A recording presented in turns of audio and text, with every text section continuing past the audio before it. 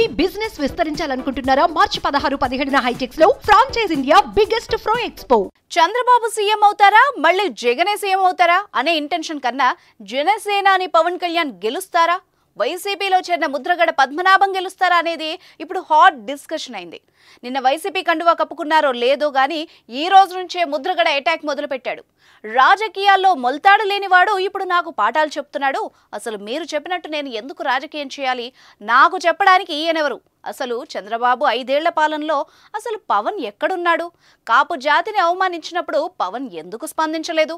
మీరు సినిమాల్లో హీరో కావచ్చు, రాజకీయాల్లో మాత్రం నేనే హీరోను అంటూ ముద్రగడ కామెంట్స్ చేశాడు. ఘనమైన కుటుంబ చరిత్ర మాది. నిన్న సీఎం జగన్ సమక్షంలో వైఎస్ఆర్సీపీలో చేరా, కానీ ఇప్పుడు నాపై సోషల్ మీడియాలో తప్పుడు రాతలు రాస్తున్నారు. ప్రజలకు సేవ చేయడానికే ఈ పార్టీని ఎంచుకున్నా. కాపులు దళితుల కోసం నేను ఉద్యమించాను. దళితుల భిక్షతోనే ఈ స్థితికి వచ్చాను. ఏ ఉద్యమం చేసినా బీసీలు దళితులే ముందుండి నన్ను నడిపించారు. నా వర్గాన్ని, నా మనుషుల్ని కాపాడుకోవడానికి ఏమైనా చేస్తాను అని చెప్పారు. సీఎం జగన్ కుటుంబానికి ఓ చరిత్ర ఉంది. జగన్ దగ్గరకు ఎందుకు వెళ్ళావు, మా నాయకుడి దగ్గరికి ఎందుకు వెళ్ళలేదు అని కొందరు పోస్టింగ్లు పెడుతున్నారు. సినిమాల్లో ఆయన గొప్ప కావచ్చు, నేను రాజకీయాల్లో గొప్ప. ఆ మాటకొస్తే రాజకీయాల్లోనూ సినిమా ఫీల్డ్లో నేను ముందున్నాను. మీరా నాకు పాఠాలు నేర్పేది అని జనసేన కార్యకర్తలపై ముద్రగడ మండిపడ్డారు. దీన్ని బట్టి చూస్తే పవన్ పై ముద్రగడ పద్మనాభం ఏ రేంజ్ లో టార్గెట్ చేశారో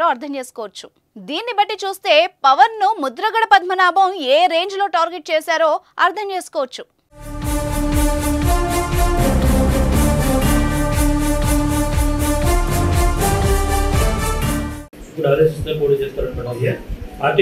పార్టీ ఆదేశిస్తూ ఏదో చేస్తా చెప్పాను, అన్ని అందుకు వస్తాయి సార్ అర్థాలు. రకరకాల ప్రశ్న ఎక్కండి. పార్టీ ఆదేశిస్తే ఏదైనా చేయడానికి సిద్ధం అండి. మామూలు అవమానం కాదు సార్. రాయబారం చేశారు సార్, వస్తున్నారు సార్, వెల్కమ్ సార్, వెల్కమ్ చెప్తారు, ఆహ్వానిస్తారు చెప్పారు. మళ్ళీ వచ్చేసి జనవరి 20 తారీఖులోపు వస్తున్నారండి. లేదు 5 చెల్లిస్తున్నాం వస్తున్నారు. 23 వచ్చేసారండి.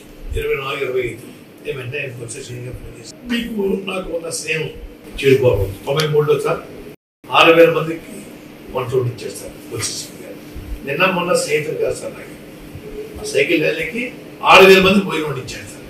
అప్పటికి మా చేత వచ్చే నమస్కారం సార్ సీన్ గారు, రాబోతే నమస్కారాలు. వాళ్ళ పర్మిషన్ కావాలి, వాళ్ళకి వచ్చి ఉండవు చెప్పడం జరిగింది సార్. అదిగో ఇదిగో అదిగో ఇదిగో చెప్పేసి నేను అన్నాను సార్. తర్వాత వాసు గారు ఆయన వచ్చారండి, కలుస్తాను. ఎందుకండి 70-80 సీట్లు పొడి చేయండి, ముఖ్యమంత్రి షేరింగ్ అడగండి, నేను శరీరం దాచుకోకుండా పని చేస్తాను.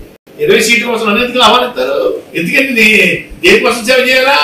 మీకు ముఖ్యమంత్రి ఎట్లా చెప్పండి. ఫస్ట్ మీకు ముఖ్యమంత్రి మీకు 2-3 చంద్రబాబు నాయుడు గారు పంచుకుందాం, 70-80 సీట్లు తీసుకోండి అని ఆఫర్ చేసి ఉంటే అప్పుడు చెప్పండి సార్, చేస్తారు. ఇంకోటి కూడా చెప్పాను సార్ వాసు గారికి, అయ్యా వాసు గారు చంద్రబాబు నాయుడు గారు జైలుకి వెళ్ళిన తర్వాత వారిలా పూర్తిగా భూస్థాపితం అయిపోయింది. పవన్ కళ్యాణ్ గారు జైలుకి వెళ్ళి చూసి వచ్చిన తర్వాత, బయటకు వచ్చి భరోసా ఇచ్చిన తర్వాత గ్రాఫ్ విపరీతంగా పెరిగిందండి.